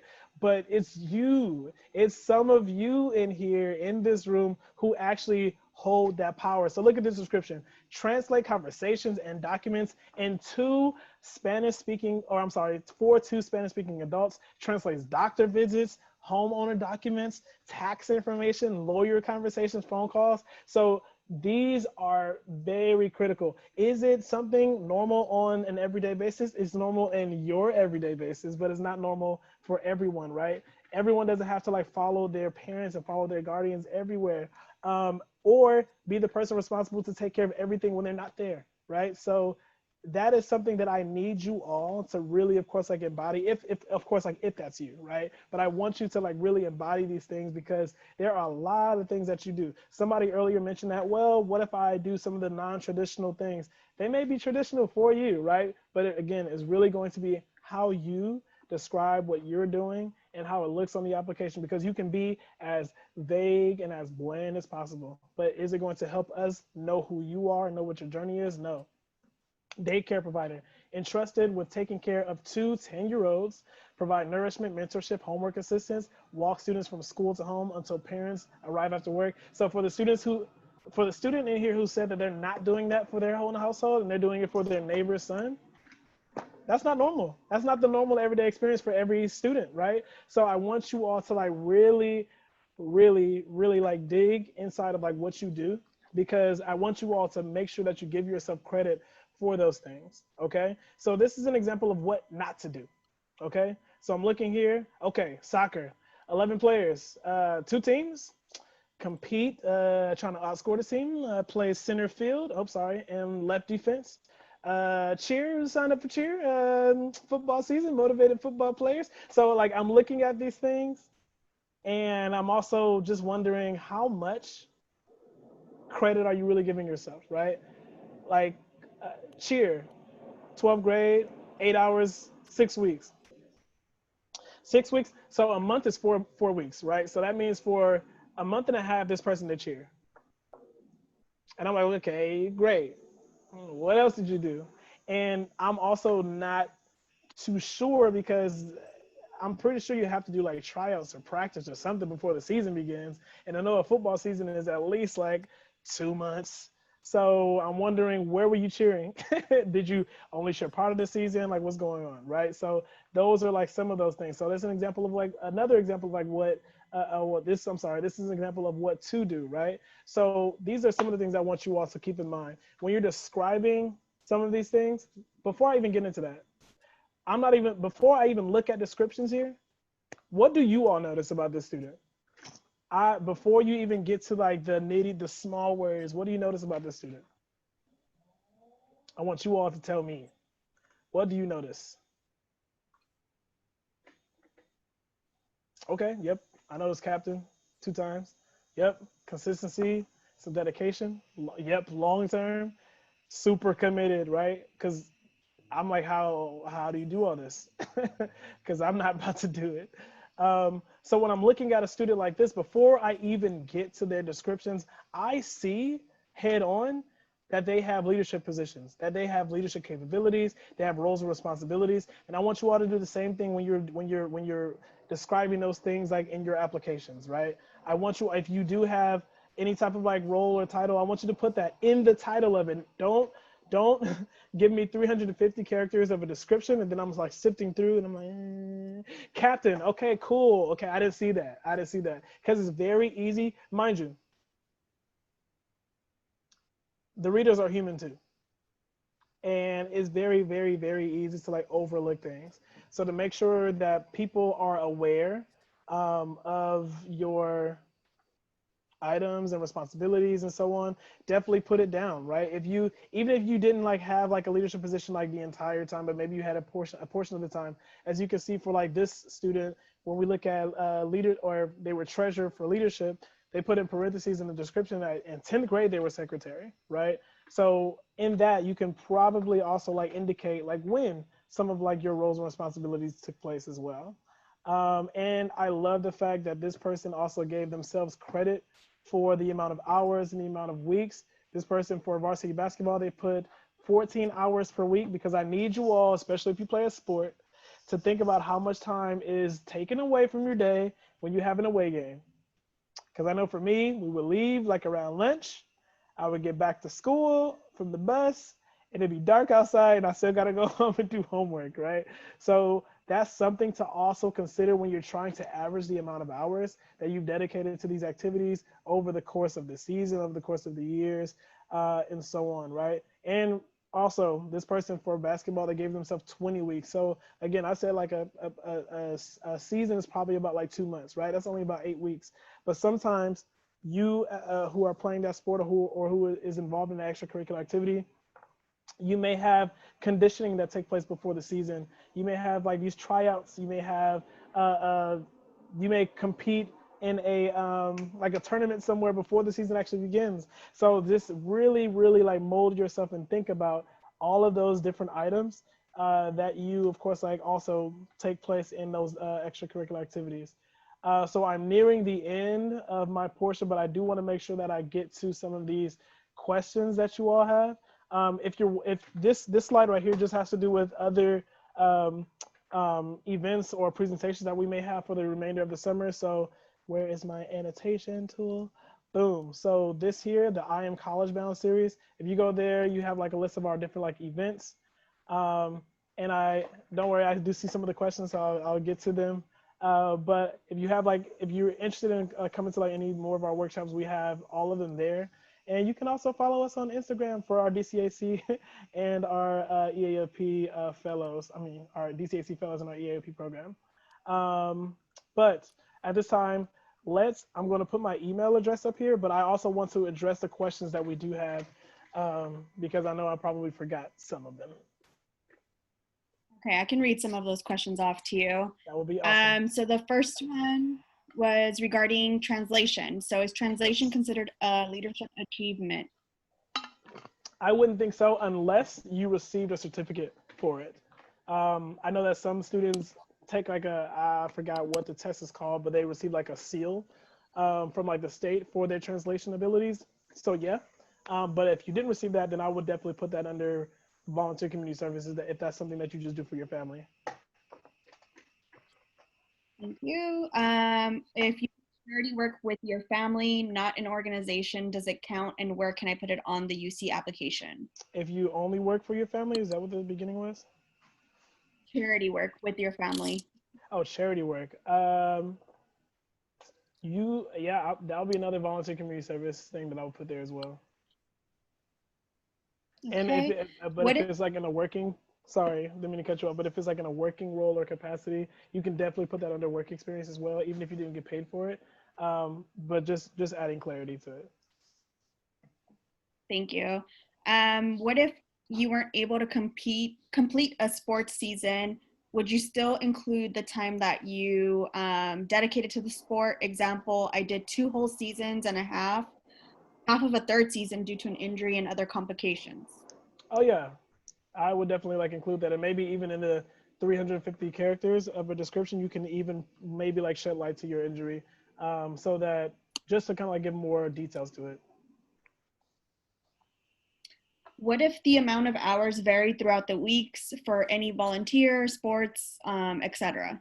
Yes, that's a very good question. So it'll be very, very up to you to really like average those out, so that it can be kind of like I guess like an average amount of hours. Yeah, that you can allocate towards that activity. But averaging it out for sure, because yeah, it definitely like varies. I know for sport, I will have some away games, like more than one away game one week, and some other games will be like all on campus, so it won't, like it will be tiered differently. But yeah, just average it out as best as you can. And then if you held multiple positions in a club over the years, do you only put the highest position in the club, or should I list all of the previous ones as well? I would put my most current position in the title. So like for example, if it was president of Mesa, right? So I will put Mesa, then in parentheses like president, and then in the description, actually, let me see if I can go back here, because I know that there was an example. You see how for, it looks like the leadership one, but they put secretary 10th, and they put treasurer for 11th and 12th, right? So they were able to show the differences of leadership in the different years, but I would do it like that. And then someone did ask, is it bad to have a lot of extracurriculars only in my senior year? Example, not having any extracurriculars until it was actually necessary to apply for college. I would, if you have activities, I would encourage you to put it down. I wouldn't worry about how it looks or whatever it may be. But I would say there are sometimes like certain situations where students don't have the ability to really get involved until their senior year, and usually there's other areas of an application where a student could explain why. And then someone did ask, how would you recommend listing ASB positions? How would I go about listing them? So kind of like similar to this one. So like, for example, we can substitute this leadership example. I'm sorry, we keep saying leadership, but in the example of what to do on the third row, we have leadership. So if that was ASB, for example, then, and if I was like president, I would put president 12th, or I'm sorry, I will probably just put president in parentheses, and then in the description, I will put in parentheses the title dash like the year that I was involved in it, or that I had that certain position, just to kind of like give clarity. But remember though, in the description, you're not going to necessarily describe the org. You're more so going to be describing what your role and responsibility is, and if you had impact in that specific activity, what that impact was. But don't leave room in the description to keep explaining what the activity is. Like, I don't care what soccer is, I don't care what tennis is, I don't care what ASB is. I care more about the details that you're going to give me to give a better picture of who you are. And then someone did have another question regarding the Blue and Gold program. Is it a program based on academics, and is it hard to get into? So I know we did share the link in the chat box, but if you had anything to say about that. I think it's more so not only based on merit, but I think it's also based on income. So it's really just kind of like a matter of those. And then another play into it is when the school, when you get into like a UC and they're trying to figure out what the best items are going to be for your financial aid award package. It may in fact be something that is beneficial for you, but it may in fact be something that's not as beneficial as something else for you, right? So they have the ability to either give it to you or not, depending on what your financial aid status says. Okay, and then we have, how much of a role do the PIQs play in your UC application? Yeah, so I would definitely say that as far as like the PIQs, it's definitely an area that can't hurt your application as much. If anything, it can give us more of a picture. But we know that the majority or a lot of the PIQs that we read, they're probably not going to be like the golden age of like PIQs, right? But they can't necessarily like hurt or damage your application. They can help though. But I would definitely say like the activity section though, it could potentially hurt if there's, imagine like if there's nothing there, then we have to assume that there should be no reason why you don't have A's. If we see no other activities and awards and so on. But yeah. Okay, and then we have a question regarding, okay, so if my campus decided to give credit, pass or no pass, and letter grades this past semester due to COVID, how can I, or where should I explain the reasoning behind certain grades or credit, no credit? Yeah, so on the actual application, you'll have the ability to put your A through F grades and your pass, no pass, or credit, no credit grades. I think because the pandemic has been worldwide, you won't need to like explain it as much, but if you needed to explain it, if you felt the need to, right after you enter all of your grades, there is a small additional comments box that you can explain anything about your academic history if need be. Okay, and then someone did ask, are PIQs only for the UC application? So the PIQs that you see here in regards to the questions, they are specific to the UCs. However, even if you were not applying to a UC campus, I think it's beneficial for you to write a PIQ or write a couple, because when it comes to scholarships that you all are going to be applying to, and if any of you are applying to any private schools that use the Common App, they have their own personal statements that are very similar. So you can just use that as ammunition for the other things that you're going to be applying to. Okay, and then someone did ask, what if you had an off year? Would you get the chance to explain that and why you got those grades? Where should I put this in the application? Yeah, most definitely. So again, you have the additional comments like right after the academic history where you can explain maybe a drop or increase in grades, but also like there is a specific PIQ that asks about an educational opportunity or a significant challenge that you've had. And you could potentially use that PIQ to explain the entire process of that off year or whatever may have gone on, because we love to see a good trajectory upward after we see any type of like, it doesn't even have to be like a downfall. It could be maybe you're kind of like starting off low, then went high because of your involvement with ETS or EAOP or other programs. We love to see a story like that. Not saying that that's like the end all be all, but that is a factor in the applications, yeah. And then someone did bring up, I know you mentioned you can use PIQs for certain scholarships. However, can we also use responses for private colleges? Do you advise against using the same writing multiple times? I don't advise against it. I would just want you to ensure that it answers the question. PIQs, Private schools happen to be a little bit more specific when it comes to some of their questions. For example, ours is a little bit more broad, right? So we may ask you about a significant challenge or ask you about an education opportunity that you've taken advantage of or how you may have impacted your community. But some of the private schools may ask, why our private school? Like, why us and why now? Right? So you may be able to use like some of those factors and some of those things that you put into your PIQs, but make sure that you're looking at the question that they're asking for some of the private schools and to make sure that you're catering your answer to that question as well.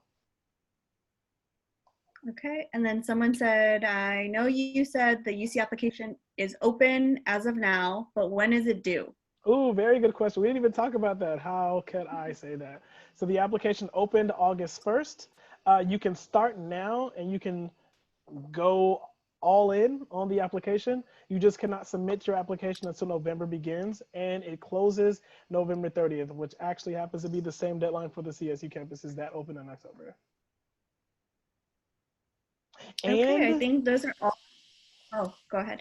oh no, the last thing I was going to add is if any student in here is also planning on applying to like any private schools, I suggest you start doing the research now to figure out when they're due, because those application deadlines vary. Some of them may have like a national deadline, like USC, for example, January 15th is the regular deadline. However, their scholarship deadline is December 1st, right? Which happens to be around the same time as November 30th. So you might want to start working on all of those like simultaneously, because I don't want you to miss out on any other financial opportunities by not applying in a timely manner. And then someone did ask, is it good to submit early, like November 1st? For UCs, it doesn't matter. Just get it in before the 30th. But yeah, we don't have like a tier system in terms of like who got it in first versus who got it in last. Plus, we don't really start reading until the close to like to the end of the application season. And we all have like the same deadline, which is like around January. So as long as you get your application in, you should be fine. Okay, and then I do just want to reiterate something that Diana mentioned in the chat box. Please, please, please have someone review your application before you actually submit. So whether it's someone at EAOP, ETS, your counselor, anyone, please have them review it before you actually click submit. So I think that's all the questions that we have in the chat box. I want to say thank you, Ebrion, for answering all of that. If there's anything that we missed, please go ahead and add in the chat box now, or you can email your ETS advisor for more information. All right. Thank you, Jasmine. Thank you, Ebrion, and thank you, Diana, for the support. So that is a conclusion of today's workshop. Hopefully you all had really great questions, so that really makes me happy, makes me think that you all are thinking about this process and are, ready to go when school starts, and some of you might have already even started. So that's awesome. Remember that we do have one more workshop next week. That'll be from 3 to 5 on August 12th, and this is going to be the college panel. One thing that I do want to note about this college panel is that we will be playing a Kahoot. So you will need a second device if you want to play along either on your phone or your laptop. So just kind of keep that in mind. We do have our winner for our opportunity drawing. Today's winner is Jacob Chavez from Rancho Dominguez Prep. Congratulations. We will be confirming your email to make sure that we can get that gift card over to you, okay? All right, so see you all next week. Thank you again so much for joining us.